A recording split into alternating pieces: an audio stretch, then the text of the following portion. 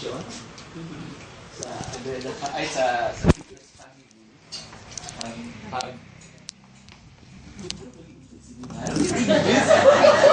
Ang pag-alungay sa amon ni soltero sa amon sa inyo kadalaga.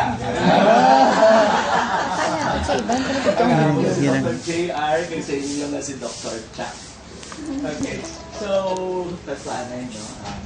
Pakilala kami anay ko. Kami nangayaw mo. Kami nangayaw, so kami pakilala. Anay kung mabato niyo man kami. So, Agreda, Flores, Kagmagan families. Nandito man sila kalamuan sa mga haga, kaya tindiri man ako yung nag-join sa inyo. Sa Agreda families, sino ang aton niya po? Si Don Cesar Agreda. So, Rick, kita ka nga Don because that's what I know about you. Sa Agreda family, ginapamunuan ni Don Cesar Agreda. Nakpakasan si Dr. Antinisi, the wife, Antinisi. And Mama Nisi. the best half, hindi lang better half, the best half, si Miss Agreda. And then, paliw ka mo ng pakilala sa Agreda family. Antinisi. Mama Ace, pakilala. Mama Ace.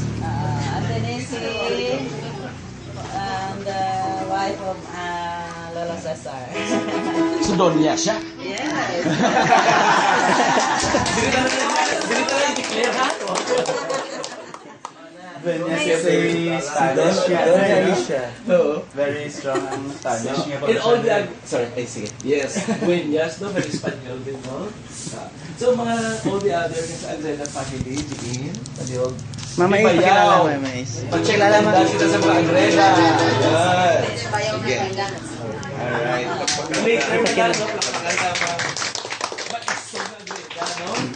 And Yung also, sulong din ang lugar sa mga aswang. Oops! Puto, wala na.